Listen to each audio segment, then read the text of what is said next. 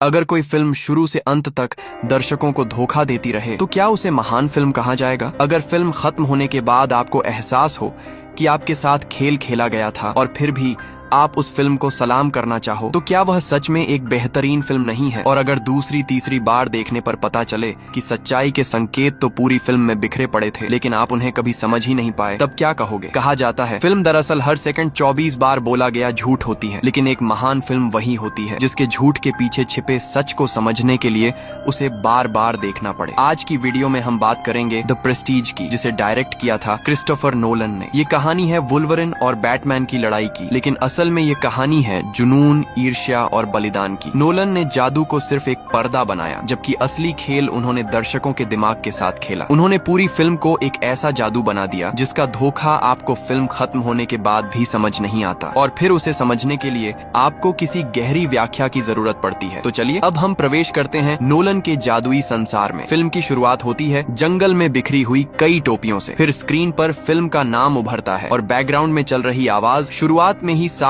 बता देती है कि फिल्म की हर छोटी चीज बहुत महत्वपूर्ण होने वाली है। असल में नोलन फिल्म के पहले ही मिनट में यह साफ कर देते हैं कि अगर आपका ध्यान भटका तो पूरी कहानी आपके सिर के ऊपर से निकल जाएगी। इसके बाद एक बूढ़ा आदमी एक छोटी बच्ची को चिड़िया वाला जादू दिखाता है। उसी दौरान मंच पर जादूगर रॉबर्ट एंगियर अपना मशहूर टेलीपोर्टेशन ट्रिक दिखा रहा होता है, और साथ ही पीछे से एक आवाज समझाती है कि हर जादू के 3 चरण होते हैं। पहला चरण प्रतिज्ञा। इसमें जादूगर दर्शकों को कोई बिल्कुल साधारण चीज दिखाता है। दर्शकों को लगता है कि सब कुछ असली और सामान्य है, लेकिन असल में धोखा यहीं से शुरू हो चुका होता है। दूसरा चरण मोड़। अब उसी साधारण चीज से ऐसा खेल किया जाता है कि लोग दंग रह जाते हैं। हर कोई रहस्य समझना चाहता है, लेकिन कोई सच पकड़ नहीं पाता, क्योंकि वे सच में ध्यान से देख ही नहीं रहे होते। और यही नोलन दूसरी बार हमें साफ चेतावनी देते हैं कि अगर आपने हर छोटी चीज पर ध्यान नहीं दिया तो आप इस कहानी को कभी समझ नहीं पाएंगे। उधर मंच पर एंगियर का जादू चल रहा होता है कि तभी एक आदमी अचानक मंच की तरफ भागता है। वह आदमी है अल्फ्रेड बोर्डेन, एंगियर का सबसे बड़ा प्रतिद्वंद्वी। नीचे पहुंचकर बोर्डेन एक अंधे बूढ़े आदमी और पानी से भरा बड़ा टैंक देखता है। इधर पलक झपकते ही एंगियर गायब हो चुका होता है। असल में मंच के नीचे एक गुप्त रास्ता था जिससे एंगियर पानी के टैंक में गिरता है। योजना के मुताबिक वहाँ एक सुरक्षित गद्दा होना चाहिए था, लेकिन किसी ने उसकी जगह पानी का टैंक रख दिया। समस्या यह थी कि वह टैंक एक विशेष जादुई उपकरण था जिसे सिर्फ वही खोल सकता था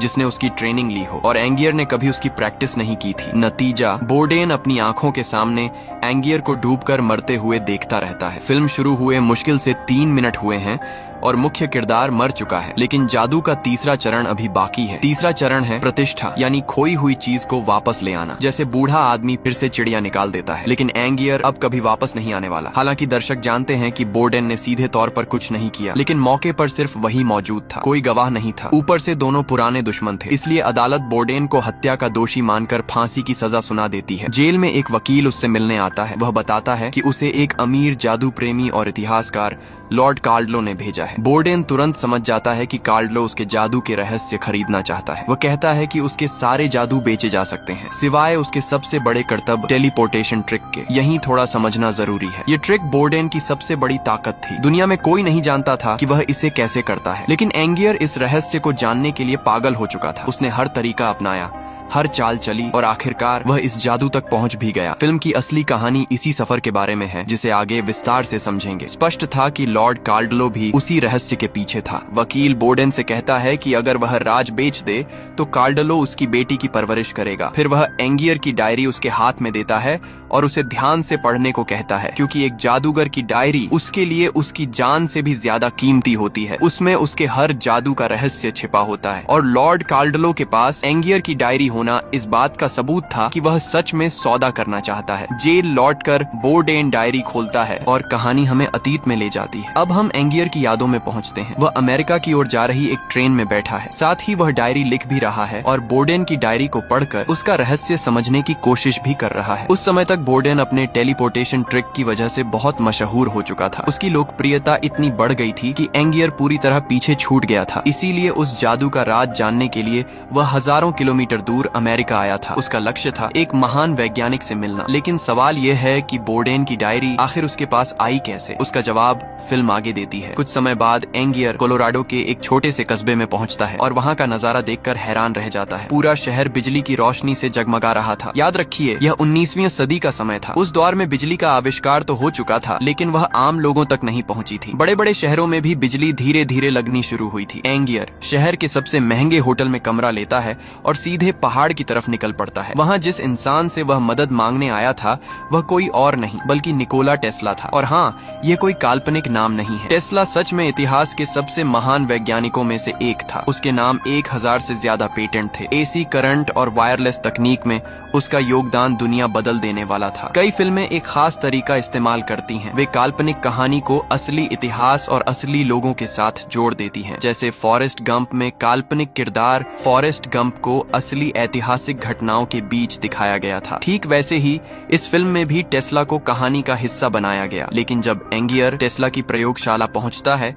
तो उसे अंदर तक नहीं जाने दिया जाता। टेस्ला का सहायक उसे वहीं से वापस भेज देता है। लेकिन एंगियर हार मानने वालों में से नहीं था। वह कहता है कि चाहे जितना समय लगे वह नीचे होटल में रुकेगा और तब तक इंतजार करेगा जब तक टेस्ला उससे मिलने के लिए तैयार नहीं हो जाता। यहाँ फिल्म हमें एंगियर के स्वभाव की एक और झलक दिखाती है। वह बेहद जिद्दी इंसान था। एक बार जो ठान लेता उसे पूरा करके ही छोड़ता। साथ ही यह भी साफ हो जाता है कि उसके पास पैसों की कोई कमी नहीं थी, क्योंकि वह एक अमीर परिवार से था। उसकी जिंदगी में किसी चीज की कमी नहीं थी, इसलिए उसने रोमांच और पहचान के लिए जादू की दुनिया चुनी थी। उस रात होटल में बैठा एंगियर बोर्डेन की डायरी पढ़ता है और कहानी फिर से एक और फ्लैशबैक में चली जाती है। यही इस फिल्म की सबसे कठिन बात है। फ्लैशबैक के अंदर फ्लैशबैक यानी यादों के भीतर यादें, सपने के अंदर सपना जैसा एहसास। ऊपर से फिल्म लगातार वर्तमान और अतीत के बीच घूमती रहती है। अगर आपने एक पल भी ध्यान हटाया तो कहानी हाथ से निकल जाएगी। अब हम उस समय में पहुंचते हैं जब एंगियर और बोर्डेन दोनों सिर्फ प्रशिक्षु थे। उनका काम बड़े जादूगरों की मदद करना था। किसी भी जादू के लिए सिर्फ 3 चरण नहीं बल्कि 3 तरह के लोग भी चाहिए होते हैं। पहला, मुख्य जादूगर। दूसरा, खूबसूरत सहायक जो दर्शकों का ध्यान भटकाती है। और तीसरा, सहयोगी या प्लांट जो जादू को सफल बनाने के लिए जरूरी काम करता है। एक शो के दौरान एंगियर और बोर्डेन मंच पर बुलाए जाते हैं। वे एक महिला के हाथ पैर रस्सियों से बांधते हैं। यह महिला आगे चलकर रॉबर्ट एंगियर की पत्नी बनती है। जैसे ही जादूगर इशारा करता है, महिला अचानक पानी से भरे टैंक में गिर जाती है। टैंक बंद हो जाता है और कुछ ही सेकंड में वह बाहर निकल आती है। इस ट्रिक का सबसे महत्वपूर्ण हिस्सा था रस्सी की गांठ। अगर गांठ गलत तरीके से बंध जाए तो महिला उसे खोल नहीं पाएगी और फिर उसकी मौत तय है। शो खत्म होने के बाद Alfred Borden machine expert Milton से शिकायत करता है। वह कहता है कि यह जादूगर बहुत पुरानी सोच वाला है, हर बार वही पुराने करतब दिखाता है। बोर्डेन चाहता था कि उसे मंच पर गोली पकड़ने वाला जादू करने का मौका मिले, लेकिन यह खेल बेहद खतरनाक था। एक छोटी सी गलती जान ले सकती थी। मिल्टन साफ मना कर देता है। तब बोर्डेन कहता है कि वह खुद एक नया जादू तैयार कर रहा है, ऐसा जादू जो पूरी दुनिया को चौंका देगा। लेकिन वहाँ मौजूद किसी को उसकी बात पर भरोसा नहीं था। सब उसका मजाक उड़ाने लगते हैं। मिल्टन भी हंसते हुए कहता है कि अगर वो सच में ऐसा जादू बना लेता है तो वह उस जादू को बेहद महंगे दामों में खरीदेगा। लेकिन ध्यान दीजिए, यहीं बोर्डेन एक बेहद महत्वपूर्ण बात कहता है। वो कहता है कि ये जादू सिर्फ उसी के लिए बना है, कोई दूसरा इसे कर ही नहीं सकता। उस समय सबको लगा कि वह बस बड़ी बड़ी बातें कर रहा है, लेकिन असल में नोलन यहीं आगे की पूरी कहानी का संकेत दे रहे थे। इसके बाद मिल्टन दोनों को सामने वाले थिएटर में भेजता है। वहाँ एक मशहूर चीनी जादूगर का शो चल रहा था। उसका सबसे बड़ा करतब था पानी से भरा कांच का मछली घर गायब करना। उस समय की तकनीक को देखते हुए यह लगभग असंभव था, क्योंकि इतना बड़ा कांच का टैंक कहीं छिपाया नहीं जा सकता था। लेकिन शो देखते हुए बोर्डेन अचानक उस रहस्य को समझ जाता है। प्रदर्शन खत्म होने के बाद वह बूढ़े जादूगर की झुकी हुई कमर, धीमी चाल और कांपते हुए हाथ को ध्यान से देखता है। तभी बोर्डेन एंगियर से कहता है कि यही उसका असली जादू है। वह बूढ़ा आदमी सिर्फ मंच पर नहीं, अपनी पूरी जिंदगी में बूढ़ा होने का अभिनय कर रहा था, क्योंकि केवल तभी वह अपने पैरों के बीच मछली घर छिपाकर धीरे धीरे चल सकता था। यानी उस जादूगर ने अपने कर्तव्य के लिए अपनी पूरी जिंदगी कुर्बान कर दी थी। और यही बात बोर्डेन के दिमाग में हमेशा के लिए बैठ गई कि असली जादू सिर्फ हाथ की सफाई नहीं होता, उसके लिए इंसान को खुद को पूरी तरह बदलना पड़ता है। एक दिन बोर्डेन थिएटर में सहायक की तरह काम कर रहा था। मंच पर जादूगर ने चिड़िया वाला जादू दिखाया। उसने चिड़िया को गायब किया, लेकिन दर्शकों में बैठा एक छोटा बच्चा अचानक रोने लगा। वो बच्चा लगातार रोते हुए बस एक ही बात बोल रहा था कि चिड़िया मर गई। फिर जादूगर दूसरी चिड़िया निकाल कर सबको दिखाता है, लेकिन बच्चा फिर भी मानने को तैयार नहीं होता। उसके मुताबिक वापस आई चिड़िया अलग थी, असली वाली तो मर चुकी थी। तब बोर्डेन उसे समझाने के लिए चिड़िया उसके पास ले जाता है, लेकिन बच्चे का अगला सवाल सुनकर वो खुद कुछ सेकंड के लिए चुप हो जाता है। बच्चा पूछता है कि अगर ये वही चिड़िया है तो दूसरी कहाँ गई। उस छोटे बच्चे का सवाल सुनकर बोर्डेन खुद भी सोच में पड़ जाता है। फिर वो महिला से कहता है कि उसका बेटा बहुत तेज है, लेकिन महिला तुरंत बताती है कि वो उसका बेटा नहीं, भांजा है। असल में उस जादू का राज यही था, एक मुड़ने वाला पिंजरा इस्तेमाल किया जाता था जिसमें असली चिड़िया दबकर मर जाती थी। फिर उसकी जगह दूसरी वैसी ही चिड़िया निकाल दी जाती थी और उस छोटे बच्चे ने यह सच तुरंत पकड़ लिया था। यही मुलाकात बोर्डेन की जिंदगी बदल देती है, क्योंकि इसी दौरान उसकी पहचान उस बच्चे की मौसी से होती है। कुछ समय बाद दोनों एक दूसरे को पसंद करने लगते हैं। एक रात मुलाकात के बाद बोर्डेन महिला के घर अंदर आना चाहता है, लेकिन वह मना कर देती है। पर जैसे ही वह कमरे में पहुंचती है, वह देखती है कि बोर्डेन पहले से अंदर मौजूद है। आखिर जादूगर था। ताले और दरवाजे उसके लिए कोई बड़ी बात नहीं थी। धीरे धीरे बोर्डेन को प्यार और घर दोनों मिल जाते हैं। इधर बोर्डेन की जिंदगी संवरने लगी थी, लेकिन दूसरी तरफ रॉबर्ट एंगियर की जिंदगी टूटने वाली थी। एक दिन वे फिर वही पानी वाले टैंक का जादू कर रहे होते हैं। बॉक्स में जाने से पहले बोर्डेन एंगियर की पत्नी को एक खास नजर से देखता है और वह हल्का सा सिर हिलाकर जवाब देती है। इसका मतलब था आज वह सामान्य गांठ की जगह दूसरी तरह की गांठ बांधने वाला है, ज्यादा कठिन, ज्यादा चुनौतीपूर्ण। लेकिन यह फैसला भयानक साबित होता है। महिला पानी में गिरने के बाद रस्सी खोल ही नहीं पाती। बैक स्टेज में मिल्टन हथौड़ा लेकर तैयार खड़ा था ताकि जरूरत पड़ने पर टैंक तोड़ सके, लेकिन तब तक बहुत देर हो चुकी थी। एंगियर की पत्नी पानी में डूबकर मर जाती है। यहीं से दोनों दोस्तों के बीच की दुश्मनी हमेशा के लिए शुरू हो जाती है। अपनी पत्नी के अंतिम संस्कार में भी एंगियर के मन में बस एक ही सवाल घूम रहा था। वो बार बार बोर्डेन से पूछता है कि उसने उस रात कौन सी गांठ बांधी थी, लेकिन बोर्डेन हर बार सिर्फ इतना कहता है कि उसे याद नहीं। और यही जवाब एंगियर के अंदर नफरत को और गहरा करता चला जाता है। उस दिन के बाद बोर्डेन अलग रास्ता चुन लेता है। वह खुद का शो शुरू करने का फैसला करता है। इसी दौरान उसकी मुलाकात एक मशीन विशेषज्ञ फॉलन से होती है। दोनों मिलकर छोटे बार और शराब खानों में स्ट्रीट मैजिक दिखाने लगते हैं। उनका सबसे खतरनाक ट्रिक था बुलेट कैच, यानी सामने से चली गोली को हाथ से पकड़ लेना। बोर्डेन की पत्नी इस चीज के खिलाफ थी। घर की हालत पहले ही खराब थी, पैसे नहीं थे, ऊपर से अब वह गर्भवती भी थी। लेकिन यह सुनकर बोर्डेन बेहद खुश हो जाता है। फिर भी वह जादू छोड़ने को तैयार नहीं होता। वह अपने खाने का हिस्सा तक अपनी पत्नी सारा के साथ बांट लेता है, लेकिन अपने सपने से समझौता नहीं करता। धीरे धीरे उसकी लोकप्रियता बढ़ने लगती है। लोग उसके बुलेट कैच ट्रिक के दीवाने हो जाते हैं। लेकिन फिर एक दिन सब कुछ बदल जाता है। शो के दौरान हमेशा की तरह उसे ऑडियंस में से किसी को बंदूक चलाने के लिए बुलाना था। बोर्डेन भीड़ में से एक आदमी चुनता है, लेकिन उसे नहीं पता था कि वह आदमी रॉबर्ट एंगियर है। एंगियर बंदूक तान कर फिर वही सवाल पूछता है कि उस रात आखिर कौन सी गांठ उसने बांधी थी, लेकिन बोर्डेन इस बार भी वही जवाब देता है कि उसे नहीं पता। स्थिति बिगड़ते देख फॉलन तुरंत बीच में आता है, लेकिन गोली चल जाती है। बोर्डेन की 2 उंगलियां उड़ जाती हैं। अब दोनों की दुश्मनी पूरी तरह निजी और खतरनाक बन चुकी थी। कुछ समय बाद मिल्टन एंगियर के पास आता है। उसकी बनाई मशीन की वजह से एक हादसा हुआ था, इसलिए कोई जादूगर उसके साथ काम नहीं करना चाहता था। मजबूरी में वह एंगियर के साथ साझेदारी करता है। वह एंगियर को एक नया चिड़िया वाला जादू देता है, जिसमें किसी चिड़िया को मारना नहीं पड़ता। साथ ही अपने नए शो के लिए ओलिविया नाम की एक खूबसूरत असिस्टेंट को भी लाता है। काफी कोशिशों के बाद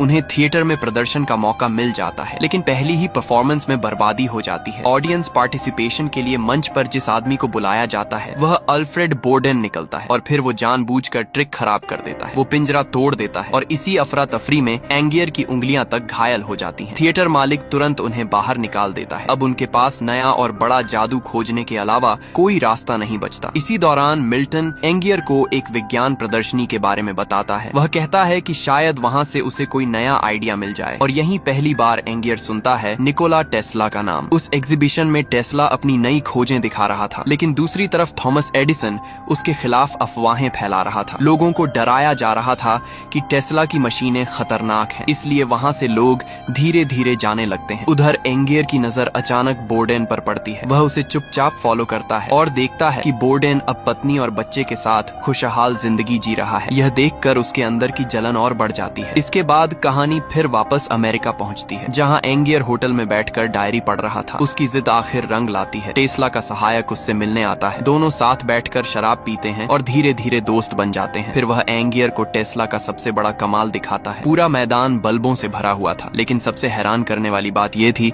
कि कहीं कोई तार नहीं था, फिर भी सारे बल्ब जल रहे थे। जाने से पहले सहायक एंगियर से कहता है कि वो जल्द ही उसकी मुलाकात टेस्ला से करवाएगा। अब यहाँ कहानी को समझना बहुत जरूरी है। इस फिल्म में कुल 3 अलग अलग टाइमलाइन चलती हैं। पहली वर्तमान की टाइमलाइन, जहाँ रॉबर्ट एंगियर की मौत हो चुकी है और अल्फ्रेड बोर्डेन जेल में फांसी का इंतजार कर रहा है। दूसरी रॉबर्ट एंगियर की डायरी वाली टाइमलाइन, जिसमें दिखाया जाता है कि वह अल्फ्रेड बोर्डेन के टेलीपोर्टेशन ट्रिक का राज जानने के लिए क्या क्या करता है। और तीसरी अल्फ्रेड बोर्डेन की डायरी वाली टाइमलाइन, जिसमें दोनों के शुरुआती संघर्ष, दोस्ती और दुश्मनी की कहानी दिखाई जाती है। यानी फिल्म के अंदर कहानी और उस कहानी के अंदर फिर एक और कहानी। बाद में ये तीनों टाइमलाइन एक जगह आकर मिलती हैं, लेकिन शुरुआत में दर्शकों का उलझ जाना बिल्कुल स्वाभाविक है, इसीलिए हर टाइमलाइन को ध्यान से पकड़कर चलना पड़ता है। कुछ समय बाद एंगियर को आखिरकार निकोला टेस्ला की प्रयोगशाला में बुलाया जाता है। वहां पहुंचकर वह टेस्ला की खोजों को देखकर दंग रह जाता है। टेस्ला की मशीनें किसी जादू से कम नहीं लग रही थीं। एंगियर तुरंत टेस्ला को प्रस्ताव देता है कि वह उसके सारे रिसर्च को फंड करेगा। बदले में टेस्ला को उसके लिए वही मशीन बनानी होगी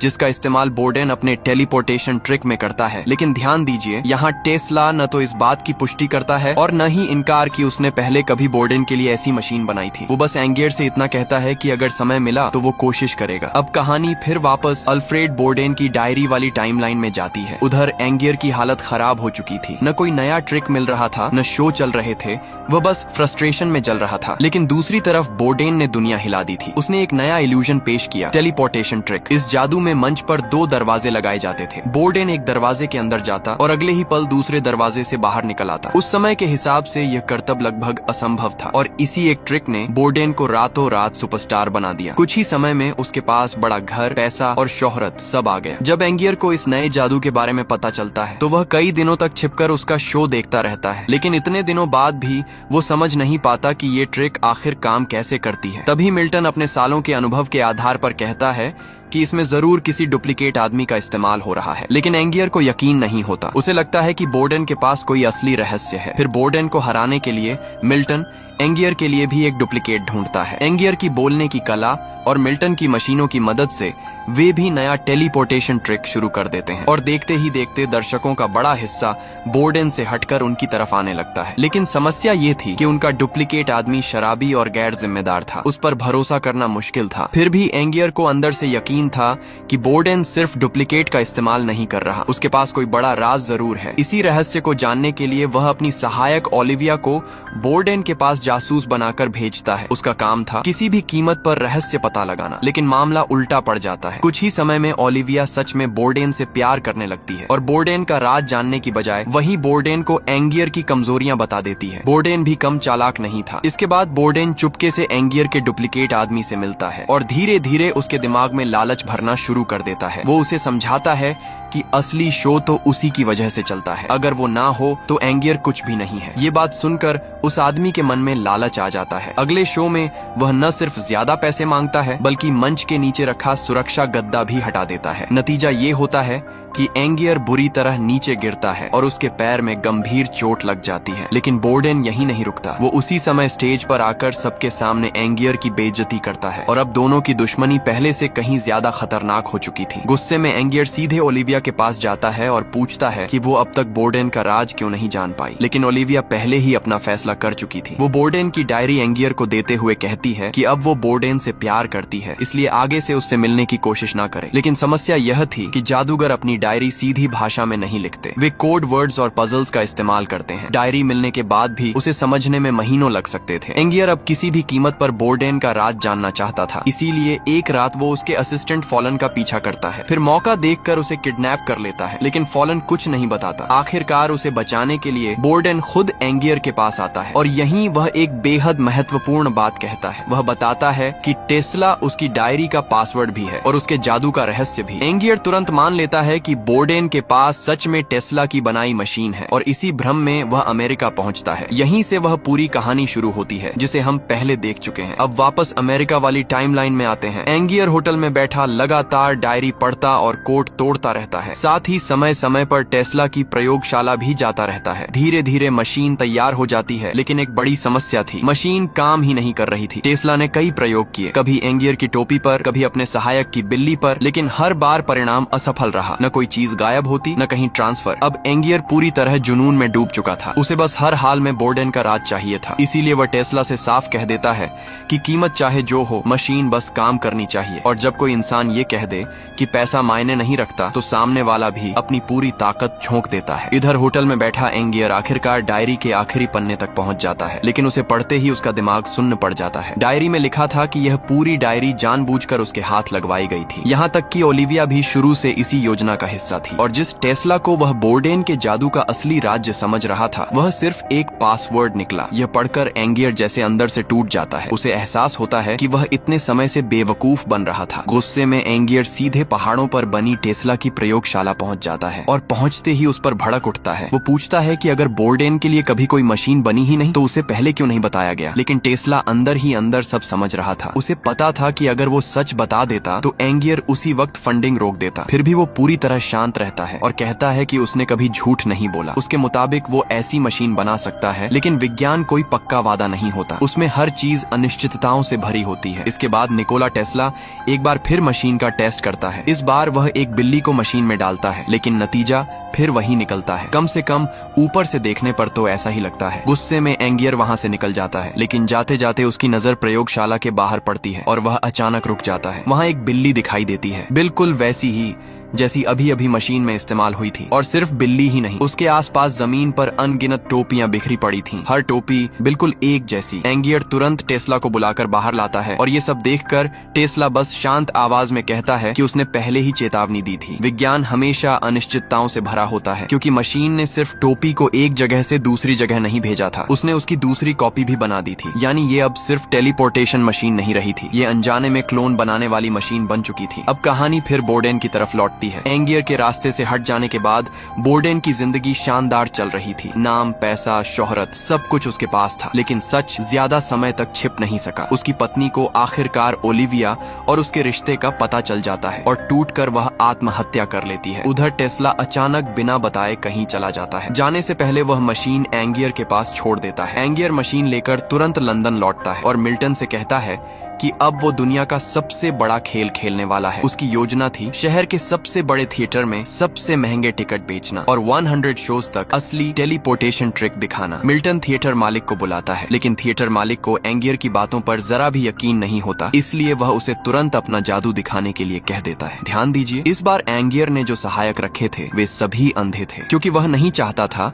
कि कोई उसके जादू का राज देख पाए। फिर वह मशीन के अंदर जाता है, स्विच दबाता है और अगले ही पल गायब हो जाता है। यह देखकर थिएटर मालिक पूरी तरह सन्न रह जाता है। उसे समझ ही नहीं आता कि एंगियर आखिर गया कहाँ। तभी पीछे से एंगियर की आवाज आती है। वह उनके पीछे खड़ा मुस्कुरा रहा था। मालिक तुरंत समझ जाता है यह शो सुपरहिट होने वाला है। अब कहानी फिर वर्तमान टाइमलाइन में लौटती है। जेल में बैठा बोर्डेन एंगियर की डायरी का आखिरी पन्ना पढ़ रहा होता है, लेकिन जैसे जैसे वह आखिरी लाइनें पढ़ता है उसके चेहरे का रंग उड़ने लगता है, क्योंकि एंगियर ने डायरी में पहले से लिख छोड़ा था कि आखिर में बोर्डेन उसी की हत्या के आरोप में जेल पहुंच जाएगा। यहीं बोर्डेन को समझ आता है कि एंगियर ने मरने से पहले भी उसके साथ एक आखिरी खेल खेला था। और सबसे बड़ी बात यह थी कि जिस तरह पहले बोर्डेन ने डायरी के जरिए एंगियर को बेवकूफ बनाया था, अब एंगियर ने भी पूरी डायरी के जरिए बोर्डेन के साथ वैसा ही दिमागी खेल खेला था। असल में यह डायरी जानबूझकर उसी तक पहुंचाई गई थी ताकि वह ठीक वैसा ही सोचे और करे जैसा एंगियर चाहता था। इसके बाद गुस्से में बोर्डेन वकील को बुलाता है और कहता है कि यह डायरी नकली है, लेकिन वकील उसे बताता है कि लिखावट की पूरी जांच हो चुकी है और डायरी पूरी तरह असली है। अब बोर्डेन समझ जाता है कि इस बार वह खुद फंस चुका है। फिर वह एक शर्त रखता है कि अगर उन्हें उसका रहस्य चाहिए तो पहले उसकी बेटी से मिलवाया जाए। दूसरी तरफ एंगियर का असली टेलीपोर्टेशन शो शुरू हो चुका था। हर शो हाउसफुल जा रहा था, लेकिन उन हजारों लोगों के बीच हर रात बोर्डेन भी मौजूद रहता था। वह हर बार कोशिश करता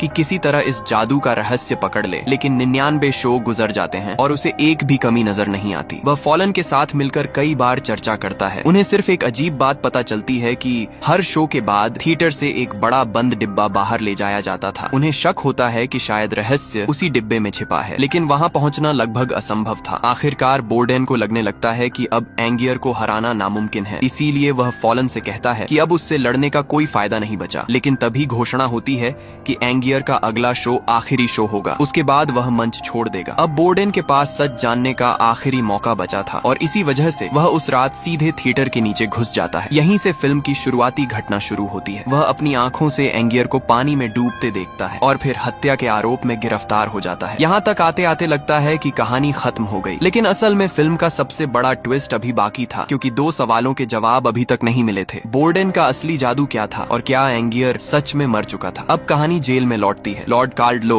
बोर्डेन की बेटी को लेकर जेल में आता है। जैसे ही बोर्डेन उसकी तरफ देखता है, वह स्तब्ध रह जाता है, क्योंकि उसके सामने खड़ा आदमी और कोई नहीं, खुद एंगियर था। असल में लॉर्ड कार्डलो उसकी नकली पहचान थी। वह मरा ही नहीं था, वह सिर्फ बोर्डेन को यह एहसास दिलाने आया था कि आखिरकार जीत उसी की हुई है। लेकिन जैसे ही बोर्डेन को पता चलता है कि उसकी बेटी अब एंगियर के हाथ में है, वह घबरा जाता है। वह तुरंत अपना रहस्य बताने के लिए तैयार हो जाता है, लेकिन अब एंगियर को उसके रहस्य में कोई दिलचस्पी नहीं थी, क्योंकि उसकी नजर में वह पहले ही जीत चुका था। इसीलिए वह बोर्डेन के सामने ही उसका राज फाड़कर फेंक देता है। अब सवाल बचता है, एंगियर आखिर जिंदा कैसे बचा? असल सच यह था कि जब टेस्ला ने उसे मशीन दी तो उसने सबसे पहले खुद पर ही उसका परीक्षण किया। सुरक्षा के लिए उसने अपने पास एक पिस्तौल भी रखी थी और जैसे ही वह मशीन के अंदर गया और स्विच दबाया, एक पल में वह कमरे के दूसरी तरफ दिखाई देने लगा। लेकिन वह कुछ समझ पाता उससे पहले ही उसके सामने खड़ा उसका क्लोन बिना सोचे समझे पिस्तौल उठाकर उसे गोली मार देता है। एंगियर की वह चीख सिर्फ डर नहीं थी, बल्कि अपनी पहचान बचाने की आखिरी कोशिश थी। लेकिन सच यही था कि उस पल के बाद असली एंगियर मर चुका था। उसके बाद जो भी एंगियर हम देखते हैं वह दरअसल पहला क्लोन है, यानी हर शो में मशीन एक नया एंगियर बनाती थी और उनमें से एक को मरना पड़ता था। अब जाकर समझ आता है कि एंगियर हर शो में मंच के नीचे पानी का टैंक क्यों रखता था, क्योंकि हर बार जादू खत्म होने के बाद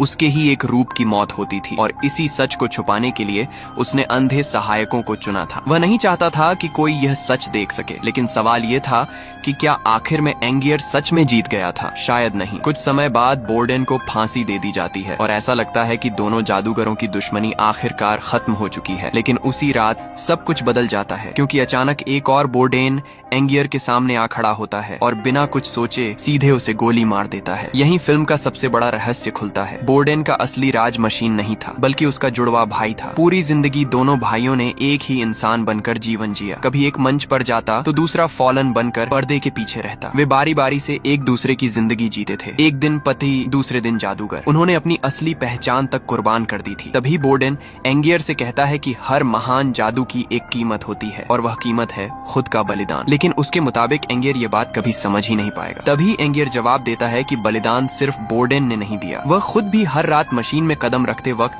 यह नहीं जानता था कि अगला पल उसकी मौत होगा या जिंदगी। फिर वह चारों तरफ पड़े पानी के टैंकों की तरफ इशारा करता है जहां उसके अनगिनत रूप डूबकर मर चुके थे। इसके बाद एंगियर एक और गहरी बात कहता है। वह कहता है कि दर्शक इतने भी बेवकूफ नहीं होते कि उन्हें सच और झूठ का फर्क समझ न आए। उन्हें अंदर से पता होता है कि मंच पर जो दिख रहा है वह सिर्फ एक चाल है। लेकिन अगर कोई जादूगर उन्हें सिर्फ एक पल के लिए भी उस झूठ पर यकीन दिला दे तो उनके चेहरे पर जो हैरानी और आश्चर्य दिखाई देता है, असल में वही असली जादू होता है। और सच यही था। एंगियर और बोर्डेन दोनों पूरी जिंदगी उसी एक पल का पीछा कर रहे थे। दोनों ने सब कुछ खो दिया, प्यार, परिवार, पहचान, इंसानियत, सिर्फ इसलिए ताकि दर्शकों के चेहरे पर कुछ सेकंड की हैरानी देख सके। फिल्म के आखिरी दृश्य में शुरुआती आवाज फिर सुनाई देती है। वह कहती है कि दर्शक अभी भी रहस्य खोज रहे हैं, लेकिन उन्हें कभी सच नहीं मिलेगा, क्योंकि असल में वे सच जानना ही नहीं चाहते। वे सिर्फ धोखा खाना चाहते हैं। और तभी कैमरा धीरे धीरे उन पानी से भरे टैंकों की तरफ जाता है जहां एंगियर के दर्जनों मृत क्लोन पड़े होते हैं। कुल मिलाकर 100 टैंक, यानी 100 बार उसने खुद को मरते देखा। और सबसे दर्दनाक बात यह थी कि उसने वही मौत चुनी जिससे उसकी पत्नी मरी थी। यहीं द प्रेस्टीज खत्म होती है। सच कहें तो क्रिस्टोफर नोलन ने इस फिल्म में सिर्फ किरदारों को नहीं, दर्शकों को भी धोखा दिया है। पूरी कहानी डबल ऑब्जर्वेशन पर आधारित है। पहला, एंगियर का बोर्डेन की डायरी पढ़ना। दूसरा, बोर्डेन का एंगियर की डायरी पढ़ना। और दर्शक जो कुछ भी देखते हैं वह इन्हीं दो नजरियों के जरिए देखते हैं। लेकिन असली चाल यही थी कि दोनों डायरियां खुद एक जाल थीं। जो कुछ एंगियर पढ़ रहा था